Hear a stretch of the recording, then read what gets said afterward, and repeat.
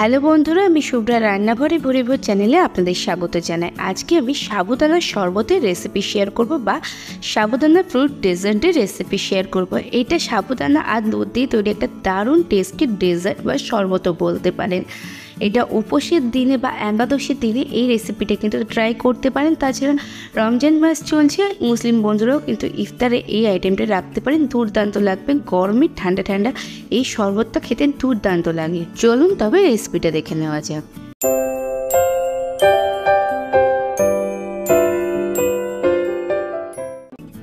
সাবুদানা শরবত বা ডেজার্ট বানানোর জন্য এখানে আমি নিয়ে নিলাম হাফ লিটার ফুল ফ্যাট দুধ। এখানে আমি প্যাকেটে যে দুধটা পাওয়া যায় সেটাই নিয়ে নিয়েছি আর খুব ভালোভাবে ফুটে ওঠা পর্যন্ত ওয়েট করছি। ফুটে ওঠার পর আমি এখানে 3-4 মিনিট মতো খুব ভালোভাবে জাল করে নিয়েছি। 3-4 মিনিট মতো জাল করে নেওয়ার পর এর মধ্যে আমি দিয়ে দিচ্ছি 2 চা চামচ পরিমাণে গুঁড়ো দুধ। আর গুঁড়ো দুধটা দিয়েও ভালো করে নেড়ে চেড়ে মিশিয়ে নিচ্ছি। আর এটাকে কিন্তু আমি ক্রমাগত জাল করে যাচ্ছি। আর এর মধ্যেই আমি দিয়ে দিচ্ছি 5 চা চামচ পরিমাণে চিনি। আর আমি এই পরিমাণে 5 চা চামচ পরিমাণে চিনিটা দিয়েছি, আর তাতেই কিন্তু মিষ্টিটা একদমই ঠিক ছিল। আপনারা বেশি মিষ্টি পছন্দ করলে একটু বেশি দিতে পারেন, কম পছন্দ করলে একটু কম দেবেন। পরবর্তীতে সাবুদানা আর ফলগুলো দেওয়া হবে, তাই এটুকু মিষ্টি কিন্তু লাগবে। তারপরে আরও 3-4 মিনিট জাল করে নেওয়ার পর এর মধ্যে দিয়ে দিলাম 1 চা চামচ কর্নফ্লাওয়ার। একটু জলে গুলে কর্নফ্লাওয়ারটা আমি দুধের মধ্যে দিয়ে দেবো, যাতে দুধটা একটু তাড়াতাড়ি ঘন হয়ে আসে। তো কর্নফ্লাওয়ারটা আমি দিয়ে দিচ্ছি, আর তারপর কিন্তু ক্রমাগত নেড়ে যেতে হবে, নাহলে কিন্তু কর্নফ্লাওয়ারটা তলা থেকে লেগে যেতে পারে। আর আরও 5-6 মিনিট জাল করে নেওয়ার পর এটা বেশ ঘন হয়ে গেছে, দেখে আপনারা বুঝতেই পারছেন। দুধটা কিন্তু পরিমাণে প্রায় অর্ধেক হয়ে গেছে। তো এই পর্যায়ে এটাকে আমি নামিয়ে দেব একটা আলাদা পাত্রে। দুধটা আমি একটা আলাদা পাত্রে ঢেলে নিচ্ছি। আর এই সময় কিন্তু আপনারা ঘনত্বটা বেশ বুঝতে পারবেন। দেখুন বেশ ঘন হয়ে গেছে দুধটা আমি ঠান্ডা করে নেব। এরপর আমি গ্যাসে একটা কড়াই বসিয়ে দিয়েছি। কড়াইতে দিয়েছি 3 থেকে 4 কাপ জল, আর তাতে দিয়েছি হাফ কাপ পরিমাণে সাবুদানা। এখানে আমি মোটা সাবুদানাটা ব্যবহার করেছি। আর সাবুদানাটা ফুটে উঠেছে, এটা কিন্তু বেশ কিছুক্ষণ জাল করে নিতে হবে, যতক্ষণ না সাবুদানার কালারটা চেঞ্জ হয়ে যায়। তো এখানে আমি মোটা সাবুদানা ইউজ করেছি। আমার 15 থেকে 20 মিনিট জাল করতে সময় লেগেছে। যদি ঘন হয়ে যায় জলটা, সেক্ষেত্রে আরও গরম জল মিশিয়ে পাতলা করে নেবেন, নাহলে তলা থেকে পুড়ে যেতে পারে। তো এই পর্যায়ে বেশ খানিকক্ষণ জাল করে নেওয়ার পর দেখতে সাবুদানার কালারটা বেশ হালকা হয়ে এসছে।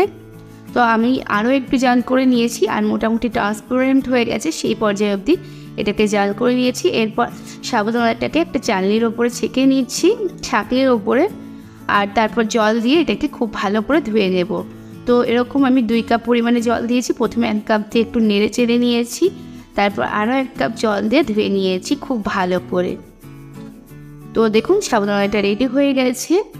এরপর আমি সাবুদানাটাকে রেখে দেব, আর বেশ কিছু ফল কুচিয়ে দেবো। আপনারা এখানে আপনাদের পছন্দ মতো ফল ইউজ করতে পারেন।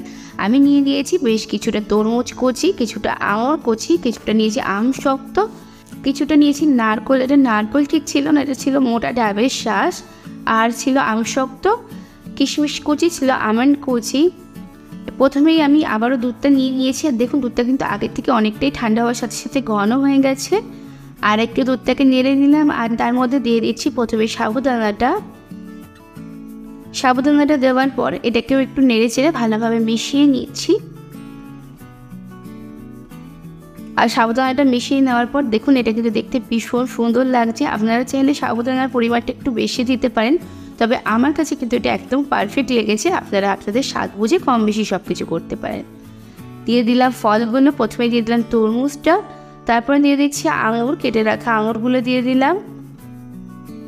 দিয়ে দিচ্ছি ডাবের মোটা শাঁস, যেটা নারকেল ছিল ওটা, আম শক্ত, আর সমস্ত কিছু দিয়ে একটু নেড়ে চেড়ে মিশিয়ে নিচ্ছি। এখানে একটা কলা নিয়েছিলাম, আর সেটা পাতলা পাতলা স্লাইস করে কেটে নিয়েছি, আর সেটাকেও দিয়ে দিয়েছি। কলাটা আমি সবে কেটে সাথে সাথে ইউজ করছি, কেটে রাখলে কিন্তু কালো হয়ে যেত। এরপর দিয়ে দিচ্ছি কাজু বাদাম, আমন্ড আর কিশমিশটা।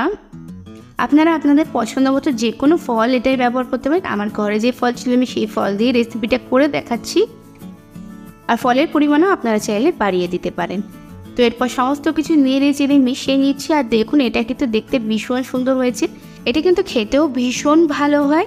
ঠান্ডা ঠান্ডা এটাকে সার্ভ করতে পারেন, ফ্রিজে বানিয়ে 3-4 ঘন্টা রেখে এটাকে সার্ভ করতে পারেন, তাহলে ভীষণ ভালো লাগবে। তো তবে যেহেতু এখন খুব একটা গরম পড়েনি, আমি খুব বেশি ঠান্ডা এটাকে সার্ভ করিনি।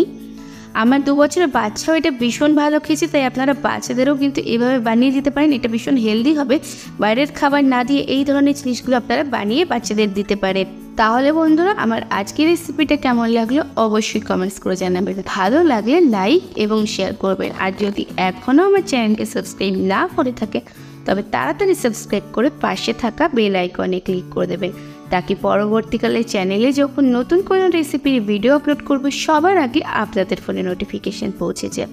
আজকে এ পর্যন্তই, আবার আসবো অন্য কোনো দিন অন্য কোনো রেসিপি নিয়ে। ততক্ষণ ভালো থাকবেন, সুস্থ থাকবেন।